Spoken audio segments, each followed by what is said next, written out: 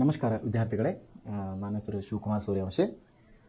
ನಾನು ನಿಮಗೆ ಈಗ ಕನ್ನಡ ವಿಷಯವನ್ನು ನಾವು ಅಧ್ಯಯನ ಮಾಡಲಿಕ್ಕೆ ಬಂದಿದ್ದೇವೆ. ವಿದ್ಯಾರ್ಥಿಗಳೇ, ನಾವು ಉದಾತ್ತ ಚಿಂತಕರು ಅನ್ನುವಂಥ ಪಾಠದ ವಿಷಯವಾಗಿ ನಾವು ನಿನ್ನೆಲಿಂದ ಅಭ್ಯಾಸ ಮಾಡ್ತಾ ಬರ್ತಾ ಇದ್ದೀವಿ. ಸೊ ಏನಂದರೆ ಉದಾತ್ತ ಚಿಂತಕರು, ನಿನ್ನೆ ನಾವು ಉದಾತ್ತ ಚಿಂತಕರು ಅಂದರೆ ಒಂದು ಮಹಾನ ಚಿಂತಕರು ಅನ್ನೋಂಗೆ ಅದರ ಅರ್ಥವಾಗುತ್ತದೆ.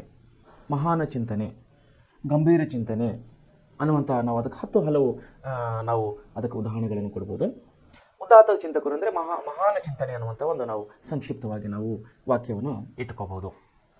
ವಿದ್ಯಾರ್ಥಿಗಳೇ, ವಿಶೇಷವಾಗಿ ಈ ಪ್ರೆಸೆಂಟ್ ಕ್ಲಾಸ್ನಿಂದ ಕೊಡುವಂಥ ಪ್ರತಿಯೊಂದು ವಿಷಯವು, ಪ್ರತಿಯೊಂದು ಸಬ್ಜೆಕ್ಟ್ ವಿಷಯಗಳು, ಪ್ರತಿಯೊಂದು ಪಾಠಗಳು ನಿಮಗೆ ಅತಿ ಮುಖ್ಯವಾಗಿವೆ ಅಂಥೇಳಿ ನಾನು ಹೇಳೋಕ್ಕೆ ಇಷ್ಟಪಡ್ತೇನೆ. ಯಾಕೆಂದರೆ ನಿಮ್ಮ ಮುಂದಿನ ಶೈಕ್ಷಣಿಕ ವಿದ್ಯಾಭ್ಯಾಸದ ದೃಷ್ಟಿಯಿಂದಾಗಿ ಹಾಗೂ ನಿಮ್ಮ ಮುಂದಿನ ಭವಿಷ್ಯದ ದೃಷ್ಟಿಯಿಂದಾಗಿ ನಮ್ಮ ಪ್ರೆಸೆಂಟ್ ಕ್ಲಾಸ್ನಲ್ಲಿ ಕೊಡುವಂಥ ಪ್ರತಿಯೊಂದು ಕ್ಲಾಸಸ್ಗಳು ತುಂಬ ಅತಿ ಮುಖ್ಯವಾಗಿದೆ.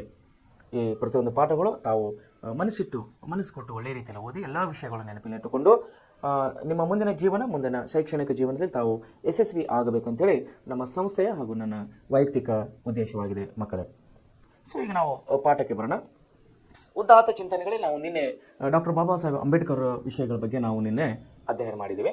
ಇವತ್ತು ನಾವು ರಾಷ್ಟ್ರಪಿತ ಅಂದರೆ ನಮ್ಮ ದೇಶದ ರಾಷ್ಟ್ರಪಿತ ಅಂತೇಳಿ ಕರೆಯಲ್ಪಡುತ್ತಿರುವ ನಮ್ಮ ಮಹಾತ್ಮ ಗಾಂಧೀಜಿಯವರ ಬಗ್ಗೆ ನಾವು ಇವತ್ತು ಅಭ್ಯಾಸ ಮಾಡುವವರಾಗಿದ್ದೇವೆ. ವಿದ್ಯಾರ್ಥಿಗಳೇ, ಅಂದವಾದ ಅಕ್ಷರ, ಒಳ್ಳೆ ಬರವಣಿಗೆ ಶಿಕ್ಷಣದ ಅವಶ್ಯವಲ್ಲವೆಂಬ ಭಾವನೆ ನನಗೆ ಹೇಗೆ ಬಂತೋ ಕಾಣೆ. ಇಂಗ್ಲೆಂಡ್ಗೆ ಹೋಗುವವರೆಗೆ ನನ್ನಲ್ಲಿ ಇದೇ ಭಾವನೆ ಇತ್ತು. ಅನಂತರ ದಕ್ಷಿಣ ಆಫ್ರಿಕಾಕ್ಕೆ ಹೋದ ಮೇಲೆ ಅಲ್ಲಿ ಅಶಿಕ್ಷಿತ ಯುವಕರ ಮತ್ತು ವಕೀಲರ ಮುತ್ತು ಪೋಣಿಸಿದಂತಹ ಸುಂದರ ಬರವಣಿಗೆ ನೋಡಿ ನನಗೆ ನಾಚಿಕೆಯೂ ಆಯಿತು, ಪಶ್ಚಾತ್ತಾಪವೂ ಉಂಟಾಯಿತು. ಕೆಟ್ಟ ಅಕ್ಷರದ ಬರವಣಿಗೆ ಅಪಕ್ವ ಮತ್ತು ಅಪೂರ್ಣ ಶಿಕ್ಷಣದ ಚಿಹ್ನೆ ಎಂದು ನಾನು ಅರಿತೇನು. ಈಚೆಗೆ ನನ್ನ ಬರಹವನ್ನು ತಿದ್ದಿಕೊಳ್ಳಬೇಕೆಂದು ಪ್ರಯತ್ನಿಸಿದೆ. ಸುಟ್ಟ ಮಡಿಕೆಗೆ ಹಸಿ ಮಣ್ಣನ್ನು ಮೆತ್ತಲು ಸಾಧ್ಯವೇ? ಸುಟ್ಟ ಮಡಿಕೆಗೆ ಹಸಿ ಮಣ್ಣನ್ನು ಮತ್ತೆ ಬೆರೆಸಲು ಸಾಧ್ಯವೇ? ಆ ವೇಳೆಗೆ ಕಾಲ ಮೀರಿ ಹೋಗಿತ್ತು. ಚಿಕ್ಕ ವಯಸ್ಸಿನಲ್ಲಿ ಅಸಡ್ಡೆ ಮಾಡಿದ್ದುದನ್ನು ತಿಳಿದುಕೊಳ್ಳಲು ಆಗಲಿಲ್ಲ. ನನ್ನ ಉದಾಹರಣೆಯಿಂದ ಒಳ್ಳೆಯ ಬರವಣಿಗೆ ಉತ್ತಮ ಶಿಕ್ಷಣ ಅವಶ್ಯವಾದ ಅಂಶ ಎಂಬುದನ್ನು ಪ್ರತಿಯೊಬ್ಬ ಯುವತಿಯರು ತಿಳಿದುಕೊಳ್ಳಲಿ. ನೋಡ್ರಿ, ನಾವು ಯಾರ ಬಗ್ಗೆ ಓದ್ತಾ ಇದ್ದೀವಿ ಗೊತ್ತಾ? ಮಹಾತ್ಮ ಗಾಂಧೀಜಿಯವರ ಬಗ್ಗೆ ಓದ್ತಾ ಇದ್ದೀವಿ. ಮಹಾತ್ಮ ಗಾಂಧೀಜಿಯವರು ಒಂದು ಮಾತನ್ನು ಹೇಳಿದ್ರು, ಏನಂದರೆ a sound body in a sound mind ಅಂತೇಳಿ. A sound body in a sound mind ಅಂತೇಳಿ ಅಂದರೆ ಒಂದು ದಷ್ಟಪುಷ್ಟವಾದಂತಹ ಶರೀರದಲ್ಲಿ ಒಂದು ದಷ್ಟಪುಷ್ಟವಾದಂತಹ ಮೆದುಳು ಇರ್ತದೆ ಅಂಥೇಳಿ ಮಹಾತ್ಮ ಗಾಂಧೀಜಿಯವರು ಹೇಳಿದರು. ವಿದ್ಯಾರ್ಥಿಗಳೇ, ತಾವು ಒಂದು ವಿಷಯ ನೆನಪಿನಟ್ಟುಕೊಂಡು, ನಮ್ಮ ಗಾಂಧೀಜಿಯವರು ನಮ್ಮ ತಾತ ಗಾಂಧಿ ತಾತ ಅಂತೇಳಿ ನಾವು ಕರಿತೀವಿ. ಗಾಂಧಿ ತಾತ ಅವರು ಅಷ್ಟೇನೂ ದಷ್ಟಪುಷ್ಟ ವ್ಯಕ್ತಿ ಆಗಿರಲಿಲ್ಲ. ಅವರ ಭಾವಚಿತ್ರವನ್ನು ನೋಡಿದರೆ, ಅವರ ಫೋಟೋವನ್ನು ನೋಡಿದರೆ ನಿಮಗೆ ಅರ್ಥವಾಗುತ್ತದೆ ಅವರು ಎಷ್ಟು ಸರಳ ವ್ಯಕ್ತಿಯಾಗಿದ್ದರು ಅನ್ನೋದನ್ನು ನಾವು ಅವರ ಭಾವಚಿತ್ರ ನೋಡಿದರೆ, ಅದರಲ್ಲಿ ಫುಲ್ ಫೋಟೋ ಅಂದರೆ ಇದರಲ್ಲಿ ಹಾಫ್ ಫೋಟೋ ತೋರಿಸಲಾಗಿದೆ. ಫುಲ್ ಅವರು ಪೂರ್ಣವಾದಂಥ ಚಿತ್ರ, ಕೈಯಲ್ಲಿ ಬಡಿಗೆ ಹಿಡ್ಕೊಂಡು, ಸೊಂಟದಲ್ಲಿ ಧೋತಿಯನ್ನು ಕಟ್ಟಿಕೊಂಡು, ರುಮಾಲು ಹಾಕ್ಕೊಂಡು, ಕೊರಳಲ್ಲಿ ಧೋತಿಯನ್ನು ಕಟ್ಟಿಕೊಂಡು ಅವರು ಹೆಜ್ಜೆಯನ್ನು ನೋಡಿದರೆ, ಅವರು ಹೆಜ್ಜೆ ಹಾಕಿದಂಥ ಭಾವಚಿತ್ರವನ್ನು ನೋಡಿದರೆ ನಿಮಗೆ ಗೊತ್ತಾಗ್ತದೆ ಮಹಾತ್ಮ ಗಾಂಧೀಜಿಯವರು ಎಷ್ಟು ಸ್ಟ್ರಾಂಗ್ ಇದ್ದರು ಅಂಥೇಳಿ. ಅಂದರೆ ಶಾರೀರಿಕವಾಗಿ ನಾನು ಮಾತಾಡ್ತಾ ಇರೋದು ಶಾರೀರಿಕವಾಗಿ. ಸೊ ಈ ವಿಷಯ ಯಾಕೆ ಬರ್ತಾ ಇದೆ ಏನಂದರೆ, ಗಾಂಧೀಜಿಯವರು ಮಾತು ಹೇಳ್ತಾ ಇದ್ದಾರೆ, ಏನಂದರೆ ಕಾಲ ಮೀರಿ ಹೋಗಿತ್ತು. ನೋಡ್ರಿ, ಆ ವೇಳೆಗೆ ಕಾಲ ಮೀರಿ ಹೋಗಿತ್ತು ಅಂದರೆ ವಿದ್ಯಾರ್ಥಿಗಳು ಏನಂದರೆ, ನಾನು ನಿಮ್ಮನ್ನು ಒಂದು ಮಾತು ಹೇಳೋಕ್ಕೆ ಇಷ್ಟಪಡ್ತೇನೆ. ವಿದ್ಯಾರ್ಥಿ ಜೀವನ ಅಂದರೆ ಸ್ಟೂಡೆಂಟ್ ಲೈಫ್ ಅಂತೇಳಿ ನಾವು ಕರಿತೀವಿ ಇಂಗ್ಲೀಷ್ನಲ್ಲಿ. Student life is A golden life ಅಂತೇಳಿ ನಾವು ಹೇಳುವವರಾಗಿದ್ದೇವೆ. ನೋಡ್ರಿ, ಸ್ಟೂಡೆಂಟ್ ಲೈಫ್ ಈಸ್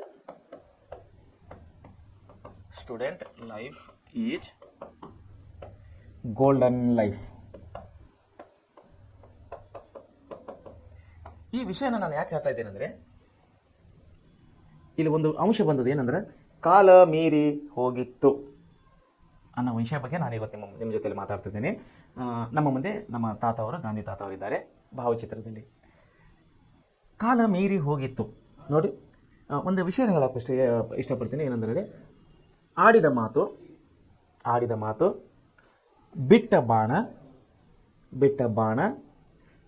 ಕಳೆದು ಹೋದ ಸಮಯ. ನೋಡ್ರಿ, ಒಂದು ಆಡಿದ ಮಾತು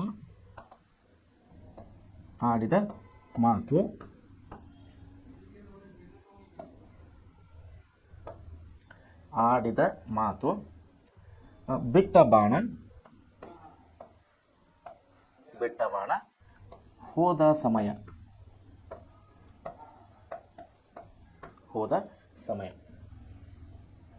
ವಿದ್ಯಾರ್ಥಿಗಳು, ಈ ಮೂರು ಅಂಶಗಳನ್ನು ತಾವು ನಿಜವಾಗ್ಲೂ ಹೇಳ್ಬೇಕಂದ್ರೆ ನಿಮ್ಮ ನಿಜ ಜೀವನದಲ್ಲಿ ಈ ಮೂರು ವಿಷಯಗಳನ್ನು ಯಾವತ್ತೂ ಮರಿಬಾರ್ದು ಅಂತೇಳಿ ನನ್ನ ಒಂದು ಪರ್ಸನಲ್ ರಿಕ್ವೆಸ್ಟ್ ಇದೆ, ನನ್ನ ವೈಯಕ್ತಿಕ ಒಂದು ಅಭಿಪ್ರಾಯ ಇದೆ. ಏನಂದರೆ ಆಡಿದ ಮಾತು, ಬಿಟ್ಟ ಬಾಣ, ಹೋದ ಸಮಯ ಇವು ನಮ್ಮ ಜೀವನದಲ್ಲಿ ಮರಳಿ ಬರಲಾರವು.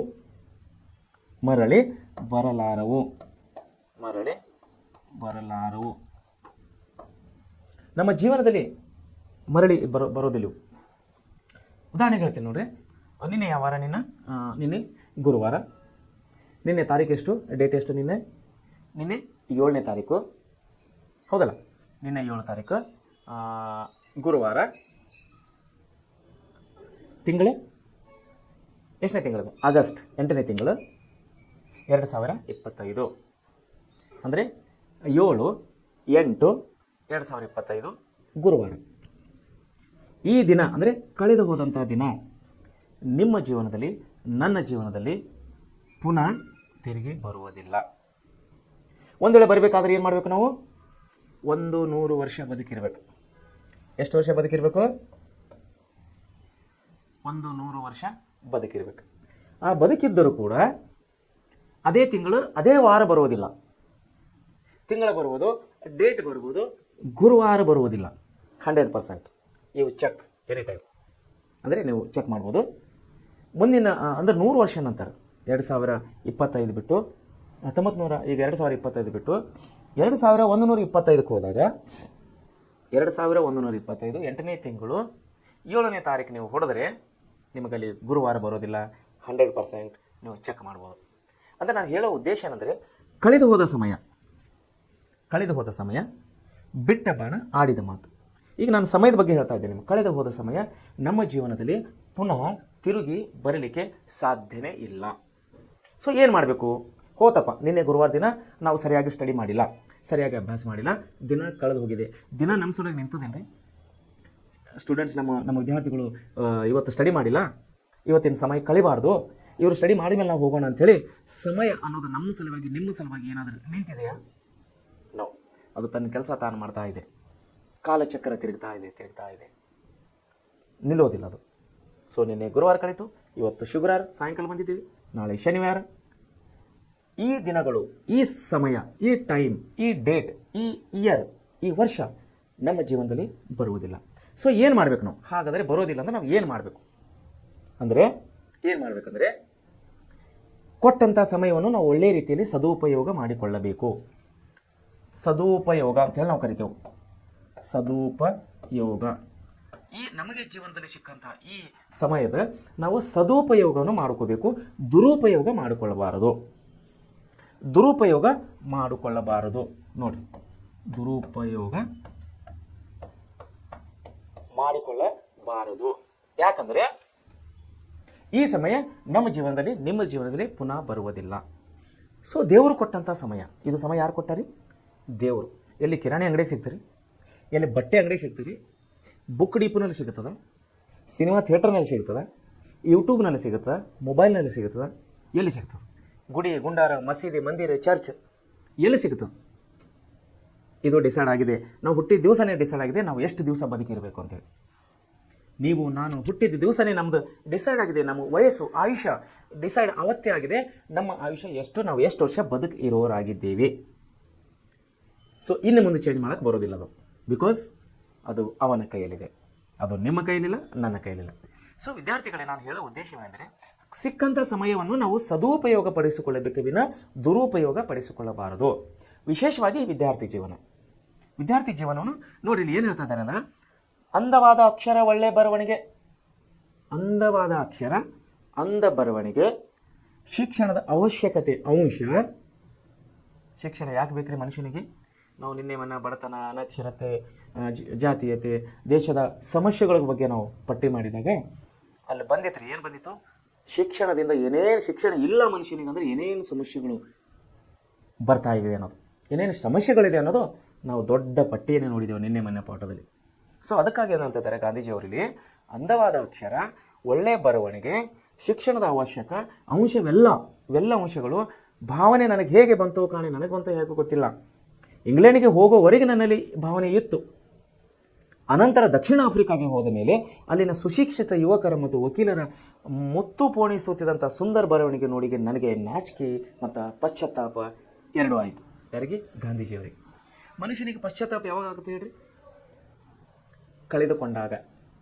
ಅದು ಏನೇ ಇರ್ಬೋದು, ಅದು ವಸ್ತು ಇರ್ಬೋದು, ಮನುಷ್ಯ ಇರ್ಬೋದು, ಫ್ರೆಂಡ್ಸ್ ಇರ್ಬೋದು, ಬುಕ್ಸ್ ಇರ್ಬೋದು, ಮೊಬೈಲ್ ಇರ್ಬೋದು, ಬೈಕ್ ಇರ್ಬೋದು, ಎನಿವನ್.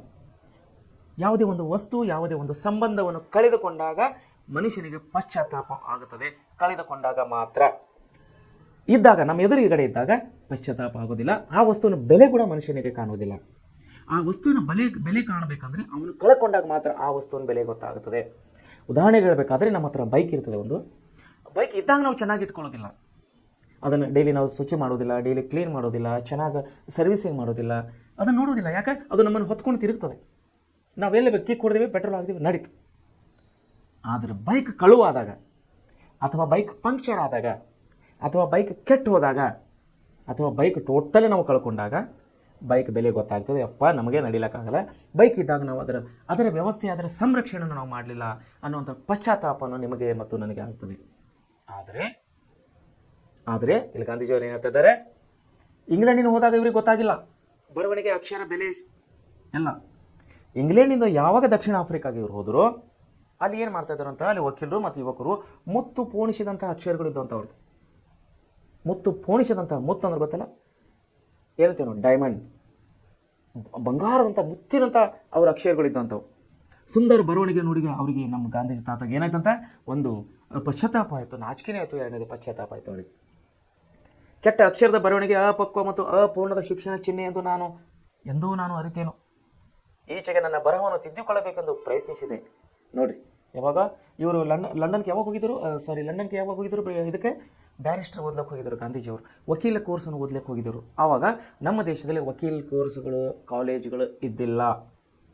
ಗಾಂಧೀಜಿಯವರು, ಪಂಡಿತ್ ಜವಾಹರ್ಲಾಲ್ ನೆಹರು ಅವರು, ಬಾಬಾ ಸಾಹೇಬ್ ಅಂಬೇಡ್ಕರ್ ಅವರು ಇವರೆಲ್ಲವನ್ನು ವಕೀಲ ವೃತ್ತಿಯನ್ನು ಕಲೀಲಿಕ್ಕೆ ಹೋಗಿದ್ದು ಲಂಡನ್ ದೇಶಕ್ಕೆ, ಬ್ರಿಟಿಷ್ ದೇಶಕ್ಕೆ ಹೋಗಿದ್ದರು. ಸೊ ಅದಕ್ಕಾಗಿ ಏನಂತ ಇದ್ದಾರೆ ಇವರು, ಪಶ್ಚಾತ್ತಾಪ ಪಡುತ್ತಿದೆ. ಯಾಕಂದರೆ ಅವರು ಕಾಲೇಜಿನಲ್ಲಿದ್ದಾಗ ಇವರ ಅಕ್ಷರಗಳು, ಬರವಣಿಗೆಗಳು ಶುದ್ಧವಾಗಿ, ಅಂದವಾಗಿ ಇರಲಿಲ್ಲ ಗಾಂಧೀಜಿಯವರು.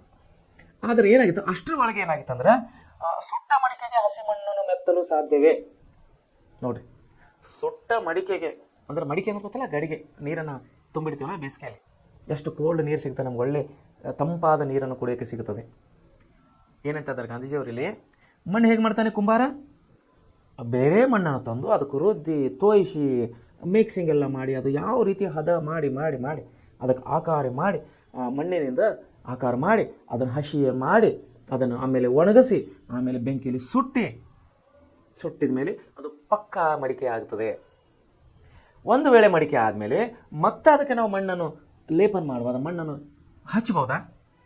No, never. ಯಾಕೆ?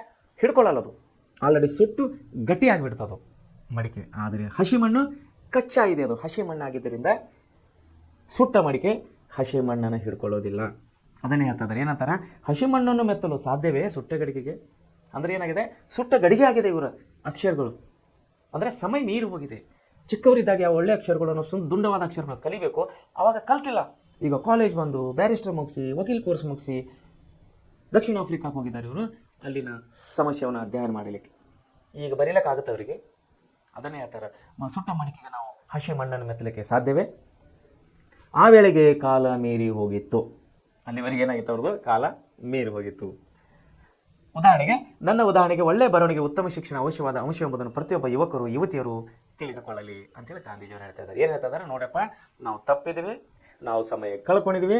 ದಯಮಾಡಿ ವಿದ್ಯಾರ್ಥಿಗಳೇ, ಯುವಕರೇ, ಯುವತಿಯರೇ, ನೀವು ಸಮಯನ ಕಳ್ಕೊಬೇಡ್ರಿ, ಈ ಅವಕಾಶ ನೀವು ಕಳ್ಕೊಬೇಡ್ರಿ. ಅವಕಾಶವನ್ನು ಸದುಪಯೋಗ ಮಾಡ್ಕೊರಿ, ಸಮಯದ ಸದುಪಯೋಗ ಮಾಡ್ಕೊರಿ, ದುರುಪಯೋಗ ಮಾಡ್ಕೊಳ್ಬೇಡ್ರಿ ಅಂತೇಳಿ ಗಾಂಧೀಜಿಯವ್ರಿಗೆ ಹೇಳ್ತಿದ್ರೆ. ಯಾಕಂದ್ರೆ ಅವರಿಗೆ ಕಳ್ಕೊಂಡಿದ್ದಾರೆ, ಅವರಿಗೆ ಪಶ್ಚಾತ್ತಾಪ ಆಗ್ತದೆ, ನೀವು ಪಶ್ಚಾತ್ತಾಪಕ್ಕೆ ಒಳಪಡಬೇಡ್ರಿ ಅಂತೇಳಿ ಗಾಂಧೀಜಿಯವರು ನಮ್ಮ ಇಂದಿನ ಯುವತಿಯರಿಗೆ, ಶಾಲಾ ಕಾಲೇಜು ಮಕ್ಕಳಿಗೆ ಅವರು ಹೇಳ್ತಾ ಇದ್ದಾರೆ. ರಸ್ಕಿನ್ ನೋಡಿ, Ruskin and to this last, Ruskin and to this last ಎಂಬ ಪುಸ್ತಕವನ್ನು ಓದಲು ಪ್ರಾರಂಭಿಸಿದುದೇ ತಡ, ಅದನ್ನು ಕೆಳಗಿಳಿಸಲು ಸಾಧ್ಯವಾಗಲಿಲ್ಲ. ಸೊ ಗಾಂಧೀಜಿಯರು ಏನು ಮಾಡ್ತಾರೆ, Ruskin and to the last ಅಂತೇಳಿ ಒಂದು ಬುಕ್ ಅಂತೇಳಿ ಒಂದು ಕಾದಂಬರಿ, ನಾವೆಲ್ ಅಂತೇಳಿ ನಾವು ಕರಿತೀವಲ್ಲ, ಅದನ್ನು ಓದಲಿಕ್ಕೆ ಕೂತ್ಕೊಂಡಿದ್ದಾರೆ. ಯಾರು? ಗಾಂಧೀಜಿಯವರು ಓದಲಿಕ್ಕೆ ಕೂತ್ಕೊಂಡಾಗ ಅದನ್ನು ಕೆಳಗಿಳಿಸಲಿಕ್ಕೆ ಸಾಧ್ಯನೇ ಇಲ್ಲದಂಗೆ ಆಗಿದೆ ಅವರಿಗೆ ಬುಕ್ಕು. ಅದು ನನ್ನ ಮನಸ್ಸನ್ನು ಸೆರೆ ಹಿಡಿತು. ಯಾವುದು? ಆ ಪುಸ್ತಕ ಇವರ ಮನಸ್ಸನ್ನು ಸೆರೆ ಹಿಡಿತು, ಅಂದರೆ ಅಟ್ಯಾಕ್ ಮಾಡ್ತೇವೆ, ಇವರ ಮನಸ್ಸನ್ನು ಅಟ್ಯಾಕ್ ಮಾಡಿತದು. ಆ ಪುಸ್ತಕದಲ್ಲಿ ಹೇಳಿದ ಧ್ಯೇಯಗಳಿಗೆ ಅನುಸಾರವಾಗಿ, ಆ ಪುಸ್ತಕದಲ್ಲಿ ಹೇಳಿದ ಧ್ಯೇಯ ಅಂದರೆ ಉದ್ದೇಶಗಳ ಅನುಸಾರವಾಗಿ ನನ್ನ ಜೀವನವನ್ನು ಬದಲಾಯಿಸಿಕೊಳ್ಳಬೇಕೆಂದು ನಾನು ನಿರ್ಣಯಿಸಿಕೊಂಡಿದ್ದೆ. ಆ ಪುಸ್ತಕದಲ್ಲಿ ಬಂದಂಥ ಧ್ಯೇಯಗಳ ಅನುಸಾರವಾಗಿ ಗಾಂಧೀಜಿಯವರು ತಮ್ಮ ಜೀವನವನ್ನು ಬದಲಾಯಿಸಿಕೊಳ್ಬೇಕಂತೇಳಿ ಅನ್ಕೊಂಡಿದ್ದರಂತ. ನನ್ನ ವಿದ್ಯಾಭ್ಯಾಸದ ಕಾಲದಲ್ಲಿ ಪಠ್ಯ ಪುಸ್ತಕಗಳ ಹೊರತು ಮತ್ತೇನು ಓದಿಲ್ಲವೆಂದು ಹೇಳಬಹುದು. ಯಾವಾಗ? ವಿದ್ಯಾಭ್ಯಾಸದ ಕಾಲ ಅಂದರೆ ಸ್ಕೂಲ್ ಮತ್ತು ಕಾಲೇಜ್ಗೆ ಹೋಗುವಾಗ, ಶಾಲಾ ಮತ್ತು ಕಾಲೇಜ್ಗೆ ಹೋಗುವಾಗ ಗಾಂಧೀಜಿಯವರು ಏನಂತಾದ್ರೆ, ಕೇವಲ ಪಠ್ಯ ಪುಸ್ತಕಗಳನ್ನು ಬಿಟ್ಟು ಬೇರೆ ಯಾವುದೇ ಪುಸ್ತಕಗಳನ್ನು ಓದಿಲ್ಲ. ಅದನ್ನು ಇವಾಗ ಇವರಿಗೆ ಪಶ್ಚಾತ್ತಾಪ ಆಗ್ತಾ ಇದೆ. ಅಂದರೆ ಮನುಷ್ಯನಿಗೆ ಪಠ್ಯ ಪುಸ್ತಕ ಮಾತ್ರವಲ್ಲ, ಸಾಮಾನ್ಯ ಜ್ಞಾನ ಕೂಡ ಅವಶ್ಯಕ ಇದೆ. ಇತರ ಗ್ರಂಥಗಳನ್ನು ಓದುವುದು ಕೂಡ ಅವಶ್ಯಕವಾಗಿದೆ. ಬಾಹ್ಯ ಒಂದು ವಿದ್ಯಾರ್ಜನೆ ಮಾಡಿಕೊಳ್ಳೋದು ಕೂಡ ಅವಶ್ಯಕವಾಗಿದೆ. ಬಾಹ್ಯ ವಿಷಯಗಳನ್ನು ತಿಳಿದುಕೊಳ್ಳೋದು ಕೂಡ ಮನುಷ್ಯನಿಗೆ, ಅಂದರೆ ವಿಶೇಷವಾಗಿ ವಿದ್ಯಾರ್ಥಿ ಜೀವನಕ್ಕೆ ಅತಿ ಮುಖ್ಯವಾಗಿದೆ. ಏನು ಹೇಳ್ತಿದ್ದಾರೆ ಇವರು? ಆ ಪುಸ್ತಕದಲ್ಲಿ ಹೇಳಿದಂಥ ಧ್ಯೇಯಗಳ ಅನುಸಾರವಾಗಿ ಅವರ ಜೀವನವನ್ನು ಬದಲಾಯಿಸಿಕೊಳ್ಳಬೇಕು ಅನಿಸಿತ್ತು. ಆದರೆ ವಿದ್ಯಾಭ್ಯಾಸ ಕಾಲದಲ್ಲಿ ಪಠ್ಯ ಪುಸ್ತಕ ಹೊರತು ಮತ್ತೇನು ಇವರು ಓದಲಿಲ್ಲ. ನಾನು ಜೀವನದ ಕರ್ಮರಂಗವನ್ನು ಪ್ರವೇಶಿಸಿದ ಮೇಲೆ ಏನನ್ನು ಓದಲು ನನಗೆ ಸಮಯವೇ ದೊರಕಲಿಲ್ಲ. ಒಂದು ಸ್ಕೂಲ್ ಕಾಲೇಜಿಗೆ ಹೋಗೋ ಹೊತ್ನಾಗ ಟೆಕ್ಸ್ಟ್ ಬುಕ್ ಓದಲಿಕ್ಕೆ ಇವರಿಗೆ ಸಮಯ ಹೋಗಿತ್ತು. ಜೀವನ ಅಂದರೆ ಮದುವೆ, ಮಕ್ಕಳು, ಸಂಸಾರ ಜೀವನಕ್ಕೆ ಬಂದಾಗ, ಅಂದರೆ ದೊಡ್ಡವರು ಆದಮೇಲೆ ಅಥವಾ ಕಾಲೇಜ್ ಮುಗಿದ ಮೇಲೆ ಅಥವಾ ಶಿಕ್ಷಣವನ್ನು ಮುಗಿಸಿದ ಮೇಲೆ ಏನಂತಾರೆ ಅವರು, ಜೀವನ ಕರ್ಮರಂಗಕ್ಕೆ ಪ್ರವೇಶಿಸಿದ ಮೇಲೆ ಏನಾಗಿತ್ತಂತ ಇವರಿಗೆ ಓದಲಾಕ ಸಮಯನೇ ಸಿಕ್ಕಿಲ್ಲ. ಅದುದರಿಂದ ನನಗೆ ಹೆಚ್ಚಾದ ಪುಸ್ತಕದ ಜ್ಞಾನವಿದೆ ಎಂದು ಹೇಳಲಾರೆ. ಅಂದರೆ ಓದಲಾಕ ಸಮಯ ಸಿಕ್ಕಿಲ್ಲ ಅಂದರೆ ನಾನು ಎಲ್ಲವನ್ನು ಓದಿದ್ದೆ ಅಂತ ಹೇಳ್ತಾ ಇಲ್ಲ ಅವರು, ಎಲ್ಲವನ್ನು ಗೊತ್ತಿದ್ದೆ ಅಂತ ಹೇಳ್ತಾ ಇಲ್ಲ, ಎಲ್ಲ ಪುಸ್ತಕಗಳನ್ನು ಓದಿದೆ ಅಂತೂ ಹೇಳ್ತಾ ಇಲ್ಲ ಅವರು. ನನ್ನ ಮಿತವಾದ ವ್ಯಾಸಂಗ ನಾನು ಓದಿದ್ದನ್ನು ಚೆನ್ನಾಗಿ ಅರಗಿಸಿಕೊಳ್ಳಲು ಸಾರಥ್ಯ ಮಾಡಿದೆ. ನನ್ನ ಮಿತವಾದ ವ್ಯಾಸಂಗ ಅಂದರೆ ಅವರ ಪ್ರಕಾರದ ಮಿತವಾದ ಅಭ್ಯಾಸ. ಆದರೆ ನಮ್ಮ ದೇಶಕ್ಕೆ ಅವರು ಕೊಟ್ಟಂಥ ಕೊಡುಗೆ ಅತಿ ದೊಡ್ಡ ಕೊಡುಗೆಯಾಗಿದೆ ಮಹಾತ್ಮ ಗಾಂಧೀಜಿಯವರು. ಆದರೂ ಅವ್ರು ಏನಂತಂದ್ರೆ ನನ್ನ ಮಿತವಾದ ಕಾಣಿಕೆ ಅಂತ ಇದ್ದವರು, ಅಂದರೆ ಒಂದು ಅಲ್ಪ ಪ್ರಮಾಣ ಚಿಕ್ಕ ಒಂದು ಅಭ್ಯಾಸ ಅಂತ ಹೇಳಿ ಅವರು ಹೇಳ್ಕೊತಾ ಇದ್ದಾರೆ ಅವರ ಅಭ್ಯಾಸದ ಬಗ್ಗೆ. ಇವುಗಳ ಪೈಕಿ ಬಾಳಿನಲ್ಲಿ ತತ್ಕ್ಷಣ ಪರಿಣಾಮಕಾರಿ ಯಾದ ಬದಲಾವಣೆಗಳನ್ನು ಮಾಡಿದುದು ಆ್ಯಂಡ್ ಟು ದಿ ಲಾಸ್ಟ್ ಎಂಬ ಪುಸ್ತಕ. ಆನಂತರ ನಾನು ಆ ಪುಸ್ತಕವನ್ನು ಸರ್ವೋದಯ ಎಂಬ ಹೆಸರಿನಿಂದ ಗುಜರಾತಿ ಭಾಷೆಗೆ ಅನುವಾದ ಮಾಡಿದೆ. ಅಂದರೆ ಆ್ಯಂಡ್ ಟು ದಿ ಲಾಸ್ಟ್ ಅನ್ನುವಂಥ ಪುಸ್ತಕ ಇಂಗ್ಲೀಷ್ ಭಾಷೆಯಲ್ಲಿ ಬರೆದಿದ್ದಕ್ಕಾಗಿ ಇವರು ಇಂಗ್ಲೀಷನ್ನು ಓದಿದರು. ಆದರೆ ಅದು ಬುಕ್ಕು, ಆ ಪುಸ್ತಕ, ಅದರಲ್ಲಿದ್ದಂಥ ಅಂಶಗಳು ನಮ್ಮ ಭಾರತೀಯರು, ನಮ್ಮ ಯುವಕರು, ನಮ್ಮ ಸ್ಟೂಡೆಂಟ್ ಅಂದರೆ ವಿದ್ಯಾರ್ಥಿಗಳು ಇನ್ನೂ ಮುಂದುವರಿಲಿ ಅನ್ನುವ ಉದ್ದೇಶಕ್ಕಾಗಿ ಅವರು ಏನು ಮಾಡಿದರು, ಇಂಗ್ಲೀಷ್ನಲ್ಲಿದ್ದಂಥ ಭಾಷೆ ಆ ಪುಸ್ತಕವನ್ನು ಗುಜರಾತಿ ಭಾಷೆಗೆ ಇವರು ತರ್ಜುಮೆ ಮಾಡಿದ್ದಾರೆ. ಅಂದರೆ ಟ್ರಾನ್ಸ್ಫರ್ ಅಂದರೆ ಭಾಷಾಂತರ ಮಾಡಿದ್ದಾರೆ. ಆ್ಯಂಡ್ ಟು ದಿ ಲಾಸ್ಟ್ ಗ್ರಂಥದ ಸಿದ್ಧಾಂತಗಳನ್ನು ನಾನು ಹೀಗೆ ತಿಳಿದೆ. ಅಂದರೆ ಅಂಥದ್ದೇನಿದೆಪ್ಪ ಆ್ಯಂಡ್ ಟು ದಿ ಲಾಸ್ಟ್ ಅನ್ನುವಂಥ ಗ್ರಂಥದಲ್ಲಿ ಅಂಥದ್ದು ಏನಿದೆ? ಗಾಂಧೀಜಿಯವರು ಆ ಬುಕ್ಕಿನ ಬಗ್ಗೆ, ಆ ಗ್ರಂಥದ ಬಗ್ಗೆ ಇಷ್ಟು ದೊಡ್ಡ ವರ್ಣನೆ ಮಾಡ್ತಾ ಇದ್ದಾರೆ. ಏನಂಥ ವಿಷಯ ಅದರಲ್ಲಿ ಅಂತ ನೋಡುವರಾಗಿದ್ದಾಗ, ಎಲ್ಲರ ಒಳ್ಳೆಯದರಲ್ಲಿಯೇ ನಮ್ಮ ಒಳ್ಳೆಯದು ಅಡಗಿದೆ. ನೋಡಿ, ಎಲ್ಲರ ಒಳ್ಳೆಯದರಲ್ಲಿಯೇ, ಕೇವಲ ನನ್ನ ಒಳ್ಳೆಯದಲ್ಲಿಲ್ಲ, ನನ್ನ ಒಳ್ಳೆತನದಲ್ಲಿಲ್ಲ, ಎಲ್ಲರ ಒಳ್ಳೆಯದಲ್ಲಿ, ಎಲ್ಲರ ಒಳ್ಳೆಯತನದಲ್ಲಿ ಒಳ್ಳೆಯದನ್ನು ಅಡಗಿದೆ ಅಂತೇಳಿ ನಾವೆಲ್ ಅಂದರೆ ಏನಾದರೂ ಬೇಕು ಆ್ಯಂಡ್ ಟು ದಿ ಲಾಸ್ಟ್ ಅನ್ನುವಂಥ ಗ್ರಂಥದಲ್ಲಿ ಈ ಅಂಶವು ಗಾಂಧೀಜಿಯವರ ಮೇಲೆ ಗಾಢವಾದ ಪರಿಣಾಮವನ್ನು ಬೀರಿದೆ. ವಕೀಲನ ಕೆಲಸಕ್ಕೆ ಇರುವ ಬೆಲೆಯೇ ಕ್ಷೌರಿಕನ ಕೆಲಸಕ್ಕೂ ಇದೆ. ನೋಡ್ರಿ, ವಕೀಲನ ಕೆಲಸಕ್ಕೂ ಇರುವ ಬೆಲೆ ಕ್ಷೌರಿಕನ ಕೆಲಸವೂ ಬೆಲೆಯೂ ಇದೆ. ತಮ್ಮ ಕೆಲಸದಿಂದ ಜೀವನ ನಿರ್ವಹಿಸಲು ಎಲ್ಲರಿಗೂ ಸಮಾನವಾದ ಹಕ್ಕಿದೆ. ತನಗೆ ಕೆಲಸದಿಂದ ಅಂದರೆ ಅವರವರ ಕೆಲಸದಿಂದ ಅವರವರ ಜೀವನವನ್ನು ನಡೆಸುವುದು ಅವರ ಎಲ್ಲರ ಒಂದು ಹಕ್ಕಾಗಿದೆ. ಅಂದರೆ ವಕೀಲನಾದವನು ವಕೀಲ ವೃತ್ತಿ ಮಾಡುತ್ತಾನೆ ಮತ್ತು ಕ್ಷೌರಿಕನು ಅವನ ಕ್ಷೌರಿಕ ಕೆಲಸವನ್ನು ಮಾಡುತ್ತಾನೆ. ಅಂದರೆ ಕ್ಷೌರಿಕ ಕೆಲಸ ಕೂಡ ಅಷ್ಟೇ ಬೆಲೆ ಇದೆ, ವಕೀಲನ ಕೆಲಸ ಕೂಡ ಅಷ್ಟೇ ಬೆಲೆ ಇದೆ. ಯಾಕಂದರೆ ಇವನು ಜೀವನಕ್ಕಾಗಿ ಇವನು ಕೆಲಸ ಮಾಡ್ತಾ ಇದ್ದಾನೆ, ಇವನ ಜೀವನ ಉಪಾಯಕ್ಕಾಗಿ ಇವನು ಕೆಲಸ ಮಾಡ್ತಾ ಇದ್ದಾನೆ. ಶ್ರಮಜೀವಿಯ ಜೀವನ ಅಂದರೆ ಕಷ್ಟಪಡುವ. ಶ್ರಮಜೀವಿ ಅಂದರೆ ಯಾರು? ಎನಿ ಟೈಮ್ ಅಂದರೆ ಕೆಲಸ ಮಾಡುವಂಥ ವ್ಯಕ್ತಿ. ಮೈಗಳರು ಅಂತ ಹೇಳಿ ಕರಿತೀವಲ್ಲ, ಅವರಿಗೆ ಶ್ರಮಜೀವಿ ಅನ್ನೋದಿಲ್ಲ, ಅವರಿಗೆ ಮೈಗಳರು ಅಂತಾರೆ. ಕೆಲಸ ಇದ್ದರೂ ಕೂಡ ಮೈಯನ್ನು ತಪ್ಪಿಸ್ಕೊಳ್ಳೋರಿಗೆ ನಿಮಿತಿ ಮಾಡಿ ಯಾವುದೋ ಒಂದು ನೆಪವನ್ನು ಮಾಡಿ ಸೈಡಿಗಾಗುವಂಥ ನಾವು ಯುವಕರಿಗೆ, ವ್ಯಕ್ತಿಗಳಿಗೆ ನಾವು ಮೈಗಳರು ಅಂತ ಹೇಳಿ ಕರಿತೀವಿ. ಶ್ರಮಜೀವಿಗಳಂತ ಯಾರನ್ನು ಕರಿತೀವಿ ಅಂದರೆ ಅವರ ಕೈಯಲ್ಲಿದ್ದಂಥ ಕೆಲಸವು ಶ್ರದ್ಧೆಯಿಂದ, ಭಕ್ತಿಯಿಂದ, ಮನಸ್ಸಿನಲ್ಲಿಂದ ಮಾಡ್ತಾರಲ್ಲ ಕೆಲಸ, ಅವರಿಗೆ ನಾವು ಶ್ರಮಜೀವಿಗಳಂತೇಳಿ ನಾವು ಕರಿತೀವಿ. ಆಮೇಲೆ ಶ್ರಮಜೀವಿ ಜೀವನ ಉಳುವನ ಅಥವಾ ಕೈ ಕಸುಬುಗಾರನ ಜೀವನವೇ ಯೋಗ್ಯ ಜೀವನ. ಅಂದರೆ ಶ್ರಮಜೀವಿ ಅಂದರೆ ಕಷ್ಟಪಟ್ಟು ಬಂತು ಮಾಡುವಂಥ ಕೆಲಸ, ಮತ್ತು ಕೈ ಕಸುಬು ಅಂದರೆ ಕೈಯಲ್ಲಿರುವಂಥ ಕೆಲಸವು ಶ್ರದ್ಧೆಯಿಂದ ಮಾಡುವ ಜೀವನವೇ ಒಂದು ಯೋಗ್ಯ ಜೀವನ ಅಂಥೇಳಿ ಆ ಗ್ರಂಥ ಅಂದರೆ ಆ್ಯಂಡ್ ಟು ದ ಲಾಸ್ಟ್ ಅಂಥೇಳಿ ಗ್ರಂಥದಿಂದ, ಅಂದರೆ ಈ 3 ಅಂಶಗಳು ನಮ್ಮ ಗಾಂಧೀಜಿಯವರ ಮನಸ್ಸಿನ ಮೇಲೆ ಗಾಢವಾದ ಪರಿಣಾಮಗಳನ್ನು ಬೀರಿವೆ. ಸೊ ಈ ರೀತಿಯಾಗಿ ಗಾಂಧೀಜಿಯವರು ಹೇಳ್ತಾರೆ ಏನಂದರೆ, ಕಾಲ ಮೀರಿ ಹೋದ ಮೇಲೆ ಏನು ಮಾಡಲಿಕ್ಕೆ ಬರೋದಿಲ್ಲ, ಸಮಯ ಮೀರಿ ಹೋದ ಮೇಲೆ ಏನು ಮಾಡಲಿಕ್ಕೆ ಬರೋದಿಲ್ಲ, ಸಮಯ ಇರುವಾಗಲೇ ಅದನ್ನು ಸಾಧಿಸಿ ತೋರಿಸು ಅಂಥೇಳಿ ಇಲ್ಲಿ ಗಾಂಧೀಜಿಯವರು ಹೇಳ್ತಾ ಇದ್ದಾರೆ. ಸೊ ಗಾಂಧೀಜಿಯವರ ಒಂದು ಹಠ, ಅವರ ಒಂದು ಪ್ರಯತ್ನ, ಅವರ ಒಂದು ಹೋರಾಟದಿಂದ ನಮ್ಮ ದೇಶದ ಸ್ವತಂತ್ರ ಚಳವಳಿಯು ಒಂದು ಉನ್ನತವಾದಂಥ ದಿಕ್ಕಿನಲ್ಲಿ, ಅಂದರೆ ಕರೆಕ್ಟ್ ರೈಟ್ವಾದಂಥ ಜಡ್ಜ್ಮೆಂಟ್ ಅಥವಾ ದಿಕ್ಕಿನಲ್ಲಿ ಸ್ವತಂತ್ರ ಹೋರಾಟವನ್ನು ಸಾಗಿತ್ತು. ಕೊನೆಗೆ ನಮಗೆ ಸ್ವಾತಂತ್ರ್ಯವನ್ನು ಸಿಕ್ತು. ಬ್ರಿಟಿಷರು ಅಸಹಕಾರ ಚಳವಳಿ ಅಂದರೆ ಅಹಿಂಸಾ ಚಳವಳಿ, ನೀವು ಎಷ್ಟಾದರೂ ನಮ್ಮನ್ನು ಹೊಡೀರಿ, ನಾವು ನಿಮ್ಮನ್ನು ಹೊಡೆದಿಲ್ಲ ಅಂತೇಳಿ ಬ್ರಿಟಿಷರಿಗೆ ಅಹಿಂಸಾ ಚಳವಳಿನ ಪದ್ಧತಿಯನ್ನು ತೋರಿಸಿಕೊಟ್ಟವರು ಮಹಾತ್ಮ ಗಾಂಧೀಜಿಯವರು. ಆ ಒಂದು ಅಹಿಂಸಾ ಚಳವಳಿಯಿಂದಲೇ ನಮ್ಮ ದೇಶಕ್ಕೆ ಸ್ವಾತಂತ್ರ್ಯವನ್ನು ಸಿಕ್ಕಿತು. ಬ್ರಿಟಿಷರು ನಮ್ಮ ದೇಶವನ್ನು ಬಿಟ್ಟು ಹೋದರು, ನಮ್ಮ ಅಧಿಕಾರ ನಮಗೆ ಸಿಕ್ಕಿತು. ಬ್ರಿಟಿಷರು ನಮ್ಮ ದೇಶವನ್ನು ಬಿಟ್ಟು ಹೋಗಿದ್ದರು. ಇದರಲ್ಲಿ ಗಾಂಧೀಜಿಯವರ ಪಾತ್ರ, ಬಹಳಷ್ಟು ಮೇಧಾವಿಗಳು, ಬಹಳಷ್ಟು ಮಹಾನುಭಾವರು ನಮ್ಮ ದೇಶಕ್ಕಾಗಿ ಜೀವವನ್ನು ತೆತ್ತಿದ್ದಾರೆ, ಪ್ರಾಣವನ್ನು ತೆತ್ತಿದ್ದಾರೆ. ಆದರೆ ಗಾಂಧೀಜಿಯವರ ಒಂದು ಎಂಟ್ರಿಯಿಂದ, ಅಂದರೆ ಅವರ ಒಂದು ಗಾಂಧೀಜಿಯವರು ಯಾವಾಗ ಸ್ವತಂತ್ರ ಸಂಗ್ರಾಮದಲ್ಲಿ ಭಾಗವಹಿಸ್ತಾರೋ ಆವಾಗಲಿಂದ ಸ್ವತಂತ್ರ ಚಳವಳಿ ದಿಕ್ಕನ್ನೇ ಬದಲಾಯಿಸ್ತದೆ. ಅಂದರೆ ಒಂದು ಹಂತಕ್ಕೆ, ಒಂದು ನಿರ್ದಿಷ್ಟವಾದಂಥ ಹಂತಕ್ಕೆ ಬಂದು ತಲುಪುತ್ತದೆ ಸ್ವಾತಂತ್ರ್ಯ ಚಳವಳಿ. ಅಲ್ಲಿಂದ ನಮಗೆ ಸ್ವಾತಂತ್ರ್ಯ ಸಿಗ್ತದೆ. ಅದಕ್ಕಾಗಿಯೇ ನಾವು ಗಾಂಧೀಜಿಯವರು ಕೊಟ್ಟಂಥ ಸೇವೆ, ಅವರು ಪಟ್ಟಂಥ ಕೆಲಸ, ಅವರು ಪಟ್ಟಂಥ ಶ್ರಮ, ಅದರ ಪರಿಣಾಮವಾಗಿ ನಮಗೆ ಬ್ರಿಟಿಷರು ನಮ್ಮ ದೇಶವನ್ನು ಬಿಟ್ಟು ಹೋಗ್ತಾರೆ. ಸೊ ಅದಕ್ಕಾಗಿಯೇ ನಾವು ಗಾಂಧೀಜಿಯವರನ್ನು ನಾವು ರಾಷ್ಟ್ರಪಿತ ಅಂತೇಳಿ ಕರೆಯವರಾಗಿದ್ದೇವೆ. ನಾವು ಗಾಂಧೀಜಿಯವರನ್ನು ಕರೆಯವರಾಗಿದ್ದೇವೆ. ಸೊ ಗಾಂಧೀಜಿಯವರಲ್ಲಿ ಕಲಿಯುವ ನಾವು ವಿಷಯ ಏನಾಗಿದೆ ಅಂದರೆ, ಸಮಯದ ಸದುಪಯೋಗ ನಾವು ಮಾಡಿಕೊಳ್ಳಬೇಕು, ದುರುಪಯೋಗ ಮಾಡಿಕೊಳ್ಳಬಾರದು.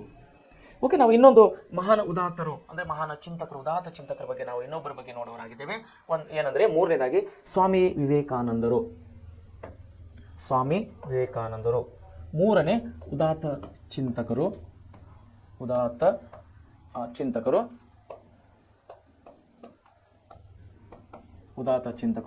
ಅದರಲ್ಲಿ ಯಾರಂದರೆ ಸ್ವಾಮಿ ವಿವೇಕಾನಂದ.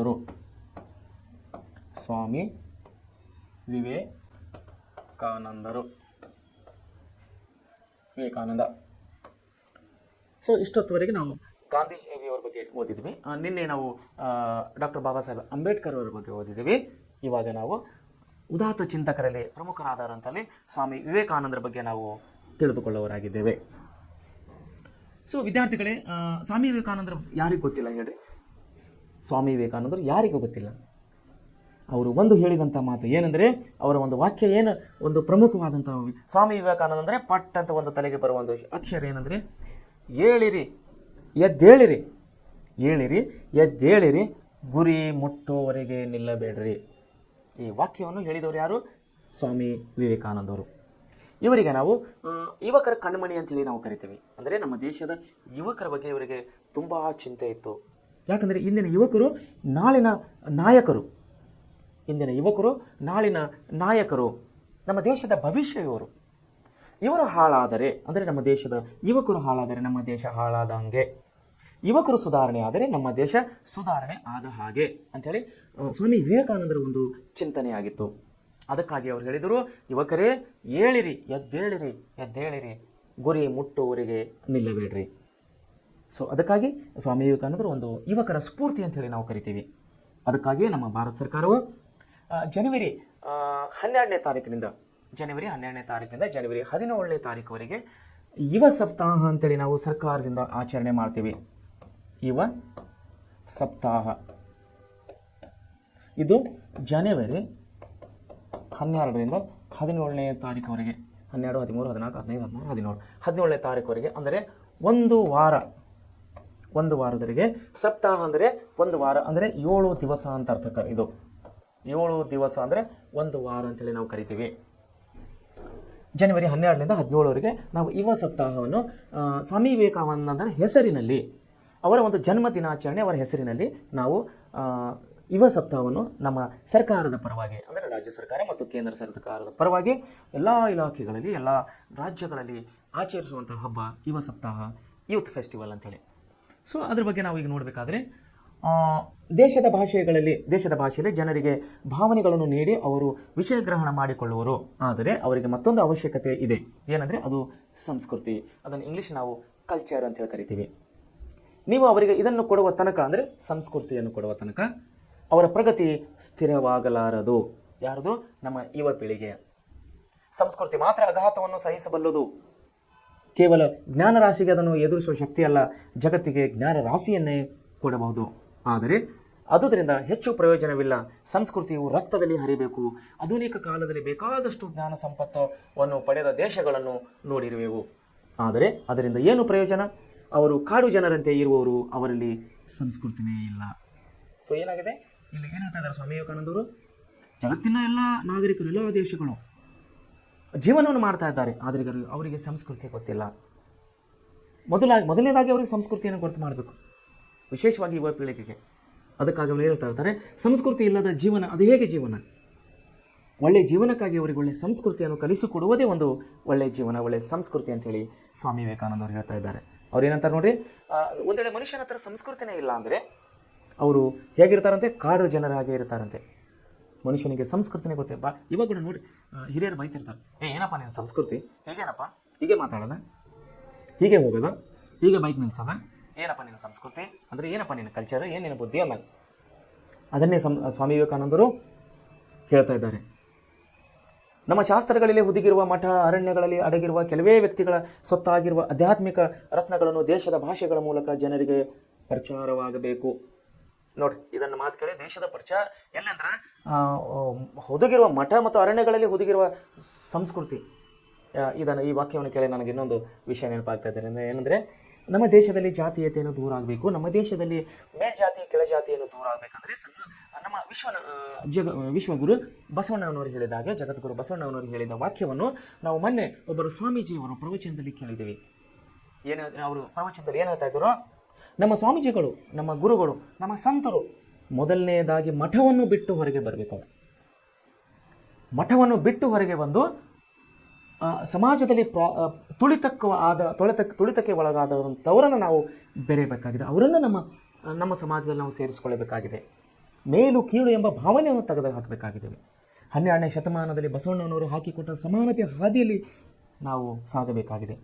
ಅದನ್ನೇ ನಿಟ್ಟಿನಲ್ಲಿ ಒಂದು ಹೇಳ್ತಾ ಇದ್ದರು, ಕ್ರೈಸ್ತ ಧರ್ಮವು ಬೆಳೆಯಲಿಕ್ಕೆ ಅವರ ಪಾದ್ರಿಗಳು, ಅಂದರೆ ಕ್ರೈಸ್ತ ಪಾದ್ರಿಗಳು ಚರ್ಚಿನಲ್ಲಿ ಕೂತಾಗ ಅವರ ಧರ್ಮ ಬೆಳೆದಿಲ್ಲ, ಇಡೀ ಜಗತ್ತನ್ನೇ ಬೆಳೆಸಿದ್ದಾರೆ ಪಾದ್ರಿಗಳು, ಅಂದರೆ ಅವರ ಧರ್ಮ ಸೇವಕರು. ಇಡೀ ಕ್ರೈಸ್ತ ಧರ್ಮ ಇಡೀ ಜಗತ್ತಿನಲ್ಲಿ ಬೆಳೆದೋಗಿದೆ. ಯಾಕೆ ಬೆಳೆದೋಗಿದೆ ಅಂದರೆ, ಅವರು ಮನೆಯನ್ನು ಬಿಟ್ಟರು, ಮನೆ ಮಠವನ್ನು ಬಿಟ್ಟರು. ಯಾರು? ಧರ್ಮ ಪ್ರಚಾರಕರು ಅಥವಾ ಪಾದ್ರಿಗಳು ಅಂತ ಹೇಳಿ ನಾವು ಕರಿತೇವೆ. ಚರ್ಚಿನಲ್ಲಿ ವಾಕ್ಯವನ್ನು ಹೇಳ್ತಾರಲ್ಲ, ಅವರಿಗೆ ನಾವು ಪಾದ್ರಿಗಳು ಅಂತ ಹೇಳ್ತೇವೆ. ನಾವು ಹಿಂದೂ ಧರ್ಮದಲ್ಲಿ ಸಂತರು, ಸನ್ಯಾಸಿಗಳು, ಸ್ವಾಮೀಜಿಗಳು ಅಂತ ಹೆಂಗೆ ಕರಿತೀವಲ್ಲ, ಅವರು ಚರ್ಚಿನಲ್ಲಿ ವಾಕ್ಯಗಳನ್ನು ಹೇಳುವವರಿಗೆ ನಾವು ಪಾದ್ರಿಗಳಂತ ಹೇಳಿ ಕರಿತೀವಿ. ಸೊ ಆ ಸ್ವಾಮೀಜಿಗಳು ಏನು ಹೇಳ್ತಾ ಇದ್ರು ಅಂದರೆ, ಕ್ರೈಸ್ತ ಸನ್ಯಾಸಿಗಳು, ಕ್ರೈಸ್ತ ಪ್ರಚಾರಕರು, ಧರ್ಮ ಪ್ರಚಾರಕರು, ಧರ್ಮ ಪಾದ್ರಿಗಳು ಏನು ಮಾಡಿದ್ರು ಅಂತ, ಮನೆ ಮಠ ಬಿಟ್ಟರು, ತಂದೆ ತಾಯಿಗಳನ್ನು ಬಿಟ್ಟರು, ಹೆಂಡತಿ ಮಕ್ಕಳನ್ನು ಬಿಟ್ಟರು, ಅಣ್ಣ ತಂಗಿಯನ್ನು ಬಿಟ್ಟರು, ಬಂಧು ಬಳಗವನ್ನು ಬಿಟ್ಟರು, ಎಲ್ಲವನ್ನು ಬಿಟ್ಟು ಜಗತ್ತಿನಲ್ಲಿರುವ ಎಲ್ಲ ದೇಶಗಳಿಗೆ ಅವರು ಸಂಚಾರವನ್ನು ಮಾಡಿದರು. ಯಾರು? ಕ್ರೈಸ್ತ ಧರ್ಮ ಪ್ರಚಾರಕರು, ಕ್ರೈಸ್ತ ಧರ್ಮ ಪಾದ್ರಿಗಳು. ನೋಡಿ, ಇವತ್ತಿನ ನಮ್ಮ ದೇಶಕ್ಕೆ, ನಮ್ಮ ಭಾರತ ದೇಶ, ನಮ್ಮ ಕರ್ನಾಟಕ ರಾಜ್ಯ, ನಮ್ಮ ಧಾರವಾಡ ಜಿಲ್ಲೆ, ಇಲ್ಲಿಗೆ ಕ್ರೈಸ್ತ ಧರ್ಮ ಬರಬೇಕಂದ್ರೆ ಸುಮ್ಮನೆ ಬಿತ್ತ ಆಕಾಶದಿಂದ ಬಂತ? ಇಲ್ಲ. ಯುರೋಪಿಯನ್ನರು ಭಾರತಕ್ಕೆ ಆಗಮನ ನಾವು ಇತಿಹಾಸ ಪಾಠದಲ್ಲಿ ಓದಿದ್ದೀವಿ. ವಾಸ್ಕೋಡಿ ಗಾಮನು 1423ರಲ್ಲಿ ನಮ್ಮ ದೇಶಕ್ಕೆ ಬಂದಾಗ ಸುಮ್ಮನೆ ಬಂದಿಲ್ಲ. ಅವನು ಕೈಯಲ್ಲಿ ಬೈಬಲ್ ಹಿಡ್ಕೊಂಡು ಬಂದಿದ್ದು ವ್ಯಾಪಾರಕ್ಕಾಗಿ. ಒಂದು ಕೈಯಲ್ಲಿ ತಕ್ಕಡೆ, ಇನ್ನೊಂದು ಕೈಯಲ್ಲಿ ಬೈಬಲ್ ಹಿಡ್ಕೊಂಡು ಬಂದಿದ್ದರು ಅವರು. ಅವ್ರೇನು ಮಾಡಿದ್ರು ಇಲ್ಲಿ ಬಂದು, ಅದು ಬೇರೆ ಬೇರೆ ವಿಷಯ. ಧರ್ಮ ಪ್ರಸಾರವಾಯಿತು ಅವರಿಂದ. ಯುರೋಪಿಯನರು ಬಂದರು, ಪೋರ್ಚುಗೀಸರು ಬಂದರು. ಯುರೋಪಿಯನರಲ್ಲಿ ಪೋರ್ಚುಗೀಸರು, ಡಚ್ಚರು, ಫ್ರೆಂಚರು, ಕೊನೆಯದಾಗಿ ಬಂದರು ಬ್ರಿಟಿಷರು. ಬ್ರಿಟಿಷರು ಬಂದಾಗ ಕೇವಲ ಬೈಬಲ್ ಅಷ್ಟೇ ತಂದಿಲ್ಲ, ಅವರು ಒಳ್ಳೆಯ ಶಿಕ್ಷಣವನ್ನು ತಂದರು, ಔಷಧಿಗಳನ್ನು ತಂದರು, ಹಾಸ್ಪಿಟಲ್ಗಳನ್ನು ತಂದರು, ಒಳ್ಳೊಳ್ಳೆ ಶಾಲಾ ಕಾಲೇಜುಗಳನ್ನು ಕಟ್ಟಿದರು, ಅನೇಕ ಅಭಿವೃದ್ಧಿ ಕಾರ್ಯಗಳನ್ನು ಕೂಡ ಅವರು ಮಾಡಿದ್ದಾರೆ. ಅವರು ಅನೇಕ ನಮ್ಮ ದೇಶವನ್ನು ದೋಚಿಕೊಂಡು ಹೋಗಿದ್ದಾರೆ. ಬೆಳ್ಳಿ, ಬಂಗಾರ, ತಾಮ್ರ, ವಜ್ರ, ವೈಡೂರು, ನಮ್ಮ ಖನಿಜ ಸಂಪಲ, ಸಾಂಬಾರು ಪದಾರ್ಥ, ಅದು ಎರಡನೇ ಮಾತು. ಅದನ್ನು ನಾವು ಇನ್ನೊಂದು ಕ್ಲಾಸ್ನಲ್ಲಿ ಡಿಸ್ಕಸ್ ಮಾಡೋಣ.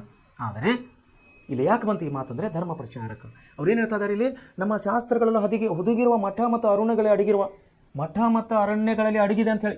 ಏನು ಅಡಗಿದೆ ಅಂತ್ರಿ? ನಮ್ಮ ಸಂಸ್ಕೃತಿ ಅಡಗಿದೆ ಅಂಥೇಳಿ, ನಮ್ಮ ಅಧ್ಯಾತ್ಮ ರತ್ನಗಳು ಅಡಗಿವೆ ಅಂತೇಳಿ. ಎಲ್ಲಿ? ಮಠಗಳಲ್ಲಿ ಮತ್ತು ಅರಣ್ಯದಲ್ಲಿ. ಅದನ್ನು ಹೊರಗೆ ಬರಬೇಕು. ಅವ್ರು ಮಠದಿಂದ ಹೊರಗೆ ಬರಬೇಕು, ಅರಣ್ಯಗಳಿಂದ ಹೊರಗೆ ಬರಬೇಕು. ಯಾವುದು? ನಮ್ಮದು ಆಧ್ಯಾತ್ಮಿಕ ರತ್ನಗಳು. ಇದು ಏನಾಗಬೇಕು? ದೇಶದ ಭಾಷೆಗಳ ಮೂಲಕ, ನಮ್ಮ ದೇಶದಲ್ಲಿರುವ ಭಾಷೆಗಳ ಮೂಲಕವಾಗಿ ಜನರಿಗೆ ಪ್ರಚಾರ ಮಾಡಬೇಕು. ಅಂದಾಗ ಮಾತ್ರ ನಮ್ಮ ಹಿಂದೂ ಧರ್ಮವು ಉಳಿಯುತ್ತದೆ, ಹಿಂದೂ ಧರ್ಮವು ಬೆಳೆಯುತ್ತದೆ, ನಮ್ಮ ಸಂಸ್ಕೃತಿಯು ಉಳಿಯುತ್ತದೆ ಮತ್ತು ಬೆಳೆಯುತ್ತದೆ. ಇದನ್ನೇ ಮಾತನ್ನು ಸ್ವಾಮಿ ವಿವೇಕಾನಂದರು ಹೇಳ್ತಾ ಇದ್ದಾರೆ. ನೋಡಿ, ವೇದಾಂತಗಳ ಮುಖ್ಯ ಪಲ್ಲವಿಯೇ ಶ್ರದ್ಧೆ. ಮನುಷ್ಯನಲ್ಲಿ ಶ್ರದ್ಧೆ ಬೇಕು. ಇದು ಯಾರು ಹೇಳ್ತಾ ಇದ್ದಾವೆ? ವೇದಗಳು ಹೇಳ್ತಾ ಇದ್ದಾವೆ. ನಮ್ಮ ಧರ್ಮದ ಮೂಲಗಳಾದಂತಹ ವೇದಗಳು ಹೇಳ್ತಾ ಇದ್ದಾವೆ. ಏನಂದರೆ, ಮನುಷ್ಯನಿಗೆ ಮೊದಲು ಬೇಕಾಗಿದ್ದು ಶ್ರದ್ಧೆ. ಯಾವ ಶ್ರದ್ಧೆಯ ಮೂಲಕ ನಚಿಕೇತನು ಯಮರಾಜನನ್ನು ಕೂಡ ಸಂದರ್ಶಿಸಿ ಪ್ರಶ್ನೆ ಮಾಡುವುದಕ್ಕೆ ಧೈರ್ಯ ಹೊಂದಿದ್ದನು, ಯಾವ ಶ್ರದ್ಧೆಯ ಮೂಲಕ ಪ್ರಪಂಚ ಚಲಿಸುತ್ತಿದೆಯೋ ಅಂತಹ ಶ್ರದ್ಧೆಯು ನಾಶವಾಗುತ್ತಿದೆ.